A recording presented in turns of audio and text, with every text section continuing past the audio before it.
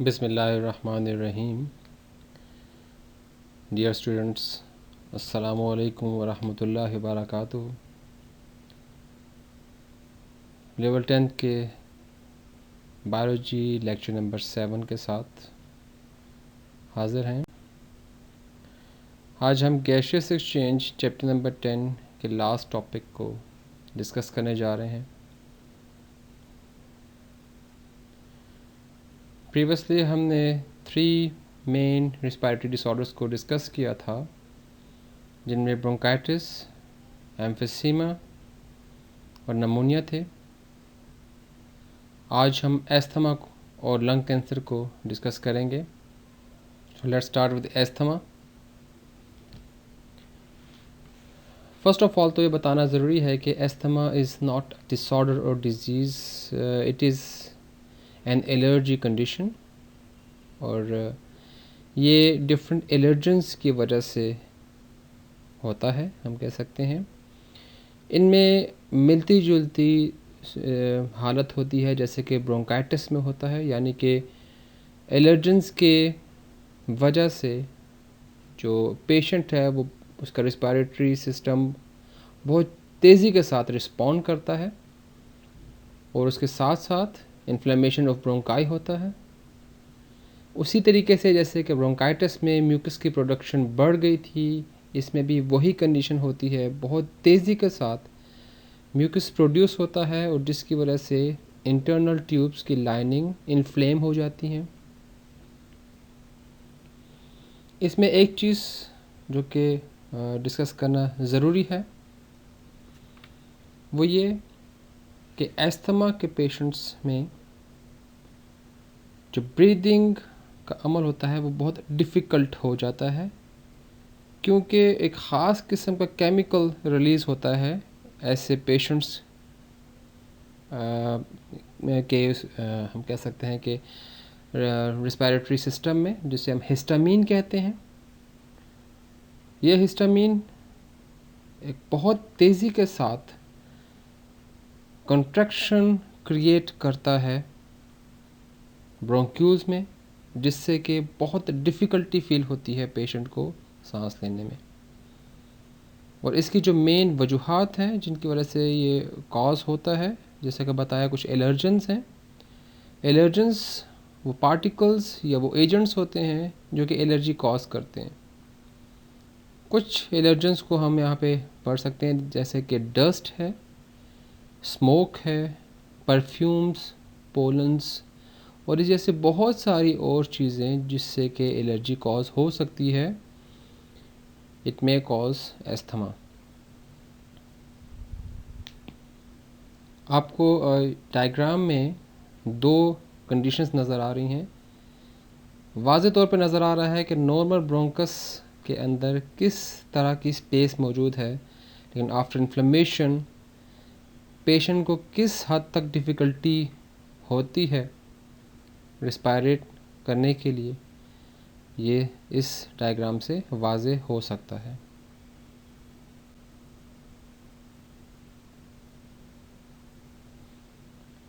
Symptoms of asthma, major symptoms हम कह सकते हैं कि शॉर्टनेस ऑफ ब्रेथ है, वीजिंग है, कफ है, चेस्ट टाइटनेस है। लेकिन इस कंडीशन में person to person symptoms vary हो सकते हैं, चेंज हो सकते हैं। लाजिम नहीं है कि यही तमाम सिम्टम्स एस्थमा के तमाम पेशेंट्स में नज़र आएँ, कुछ में चेंजेस भी हो सकती हैं। एस्थमा के पेशेंट्स के लिए जो सबसे बेहतर ट्रीटमेंट है वो इन्हेलर्स है, क्योंकि ये बहुत फास्ट एक्टिंग केमिकल्स के साथ मौजूद होते हैं। मार्केट में डिफरेंट एक्टिव एजेंट्स वाले इन्हेलर्स मौजूद हैं। डिफरेंट काइंड्स ऑफ एलर्जीज़ के कंडीशंस में डिफरेंट इन्हेलर्स को इस्तेमाल किया जाता है। डॉक्टर्स पेशेंट को प्रिस्क्राइब करते हैं, और ये बेस्ट ट्रीटमेंट है फॉर एस्थमा।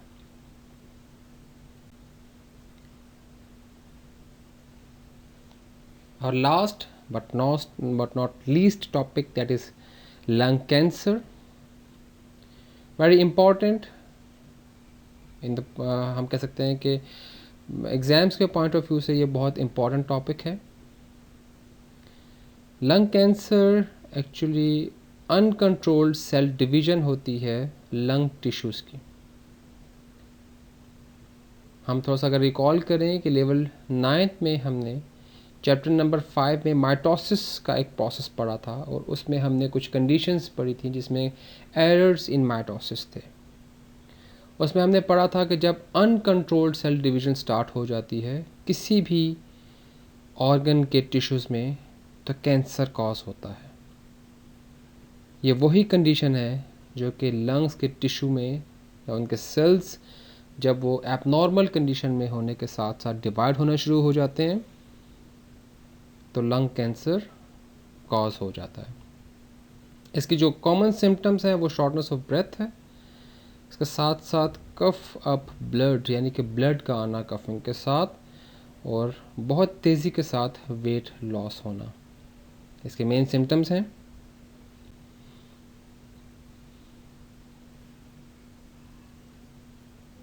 इसके जो मेन वजूहात हैं जिससे कि लंग कैंसर कॉज होता है दैट इज़ कार्सिनोजेंस। कार्सिनोजेंस ऐसे एजेंट्स हैं या ऐसे पैथोजेंस हैं जो कि कैंसर कॉज करते हैं, और सबसे ज़्यादा पाए जाने वाले कार्सिनोजेंस टोबैको स्मोक में पाए जाते हैं। इसके साथ साथ कुछ रेडिएशंस के असरात की वजह से भी लंग कैंसर हो सकता है, वायरल इन्फेक्शन भी कॉज कर सकता है। लेकिन फिर वही बात कि जो मेन वजह बनती है दैट इज़ स्मोकिंग, जो कि लंग कैंसर की मेन वजह बनती है। और यहाँ पर एक बात बताता जाऊँ कि स्मोकर्स में तो ये ख़ास या इम्पॉर्टेंट फैक्टर है लंग कैंसर कॉज होने का, लेकिन नॉन स्मोकर्स में भी यही वजह बनती है, क्योंकि नॉन स्मोकर्स डायरेक्ट तो स्मोक नहीं करता लेकिन पैसिव स्मोकिंग की वजह से यानी कि उस स्मोक को इनहेल करने से वो भी हाई रिस्क पर होता है। लिहाजा पैसिव स्मोकिंग भी लंग कैंसर कॉज कर सकती है।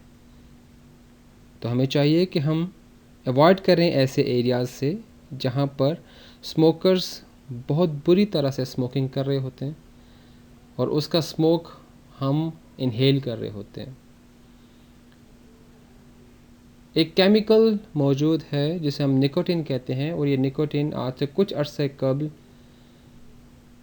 एज पेस्टिसाइड्स के तौर पर इस्तेमाल होता था, यानी कि पेस्ट्स को किल करने के लिए यही निकोटिन मौजूद होता है टोबैको स्मोक में, जो कि स्मोकर्स के या फिर जो पैसिव स्मोकिंग कर रहे हैं उनके लंग्स में पहुंचकर रिस्पायरेटरी सिस्टम के साथ इन्वॉल्व जितने भी ब्लड आर्टरीज़ हैं उनको हार्डन कर देता है, सख्त कर देता है, जो कि एक बहुत ही क्रिटिकल कंडीशन बन सकती है।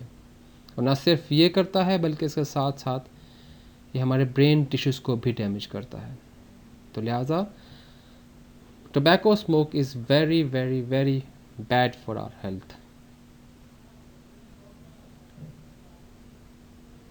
बैड इफ़ेक्ट्स ऑफ स्मोकिंग में कुछ चीज़ों को डिस्कस करते हैं। नंबर 1 तो ये कि बहुत सारे पॉइजनस केमिकल्स मौजूद हैं सिगरेट स्मोक में, जिनमें कि 4000 ऑलमोस्ट हम कह सकते हैं कि ओवर 4000 कार्सिनोजेंस मौजूद होते हैं इसमें। इसके साथ साथ टोबैको स्मोक बहुत सारे ऑर्गन्स के कैंसर्स को भी कॉज करता है, जिसमें किडनी के, लैरिंक्स है, पैंक्रियास है, चेस्ट है और बहुत सारे दूसरे ऑर्गन के कैंसर्स को कॉज कर सकता है। एम्फिसीमा और रिस्पायरेटरी डिसऑर्डर्स की जो मेन वजह बनती है वो यही टोबैको स्मोक है। यही टोबैको स्मोक हमारे ब्लड में मौजूद ऑक्सीजन कैरिंग कैपेसिटी को भी कम करता है, जिससे कि कार्बन डाइऑक्साइड और ऑक्सीजन की जो एक्सचेंजेस है वो भी बहुत लो एरिया में चली जाती हैं। इसके साथ साथ प्लेटलेट्स तेज़ी के साथ प्रोड्यूस होते हैं, और अगर बॉडी में प्लेटलेट्स तेज़ी से ग्रो अप हो जाएं या इंक्रीज़ हो जाएं तो ये हमारे ब्लड को विस्कस कर देता है, विच कॉजेस एटीरियोस्क्लेरोसिस। टीबी और नमूनिया के रिस्क को बढ़ाने वाला जो एजेंट है वो भी यही टोबैको स्मोक है। और एट द एंड फिर वही कहूँगा कि पैसिव स्मोकिंग की वजह से भी हार्ट डिजीज़ और बहुत सारे दूसरे कैंसर जैसे बीमारियां लाहक हो सकती हैं। At the end home assignment, आप इस एक्सरसाइज के रिव्यू एक्सरसाइज में एमसीक्यूज़ को बुक पर ही अटेम्प्ट करेंगे और उसके साथ साथ शॉर्ट क्वेश्चंस आपको दिए जा रहे हैं, आप इन्हें मेमोराइज भी करेंगे और इसको अपने असाइनमेंट रजिस्टर्स पर भी नोट डाउन करेंगे। हमारा आज ये टॉपिक और उसके साथ साथ चैप्टर नंबर 10 गैसेस एक्सचेंज अख्ताम पजीर होता है। अगले लेक्चर में इंशाल्लाह हम अपना नया टॉपिक चैप्टर के साथ स्टार्ट करेंगे। हमारा अगला चैप्टर है होम्योस्टेसिस। अगले लेक्चर तक के लिए इजाज़त चाहता हूँ। अल्लाह हाफ़िज़।